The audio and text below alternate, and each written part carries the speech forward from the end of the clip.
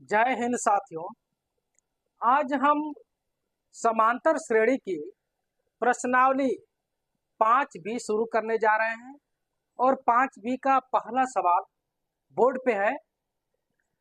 अगर आप चाहते हैं कि कक्षा 10 का यूपी बोर्ड के मैथ का पूरा कोर्स आप करना चाहते हैं तो हमारे यूट्यूब चैनल पीके मैथ 8247 को आप सब्सक्राइब कर लीजिए, ताकि हम जब कोर्स कराएं तो आपके पास उसका वीडियो का नोटिफिकेशन जाए और आप जान जाए कि हाँ, अगला क्लास हमारे पास आ गया है।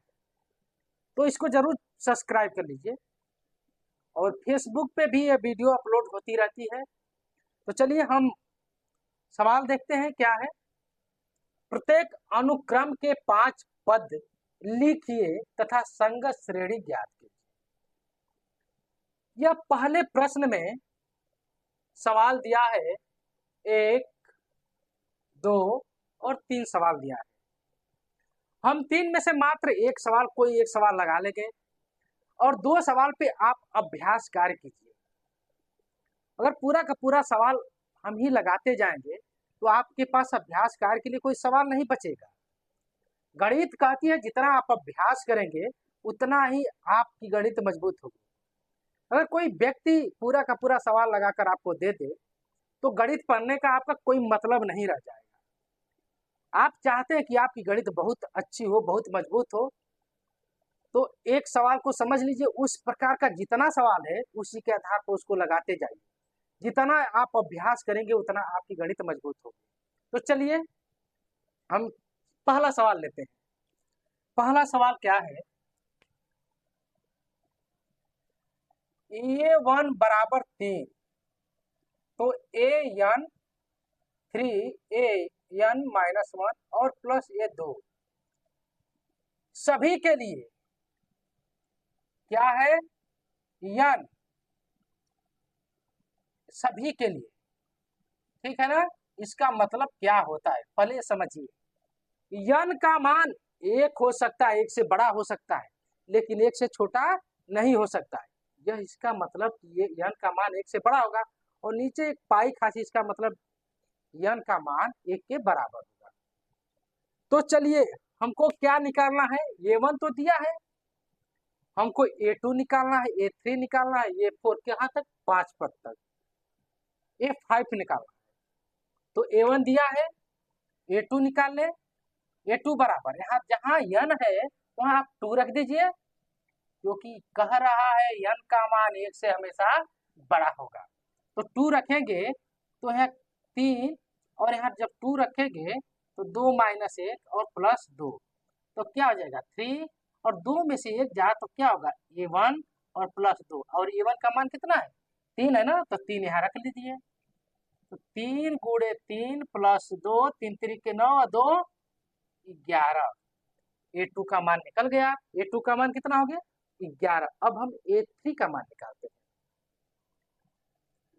A3, अब यहाँ जो n है वहां 3 रख दें, ठीक है ना, 3 रख दिए तो ये हो जाएगा 3 3 - 1 और प्लस 2, ठीक है। तो क्या हो जाएगा 3 और 3 में से 1 जा 2, तो A2 प्लस 2। A2 का मान कितना है, A2 का मान 11 आया है, तो 11 हम रख देंगे यहाँ। 3 × 11 प्लस 2, 11 यहाँ 33 और 33 2 35। आपका ये 3 भी निकल गया। अब हमको चाहिए A4, तो यहाँ A4 लिख दें। तो जब यहाँ A4 लिखेंगे तो यहाँ भी 4 लिखना पड़ेगा, बराबर 3, यहाँ n हो आप 4 लिख दीजिए, 4 - 1 प्लस 2।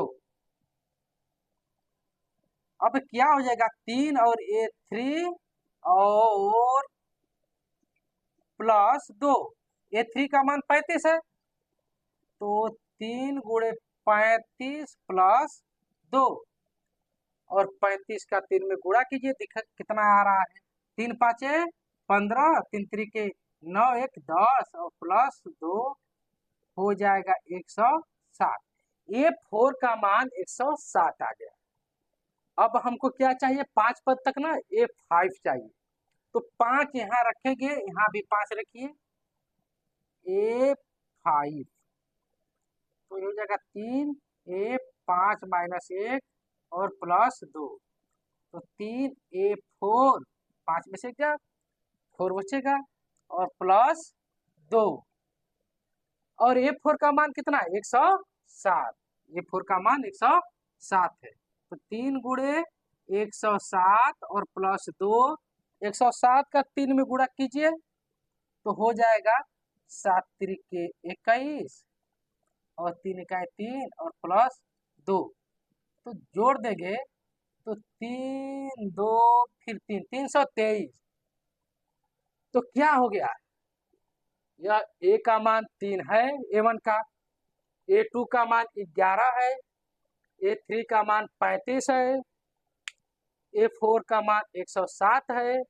और A5 का मान 323 है। तो 5 पद तो आपके हो गए, 5 पद, 5 पद कौन कौन है, 3, 11, 35, 107, 323। अब संगत श्रेणी बन जाएगी, अगर बीच में आप प्लस लगा दीजिए तो संगत श्रेणी बन जाएगी। संगत श्रेणी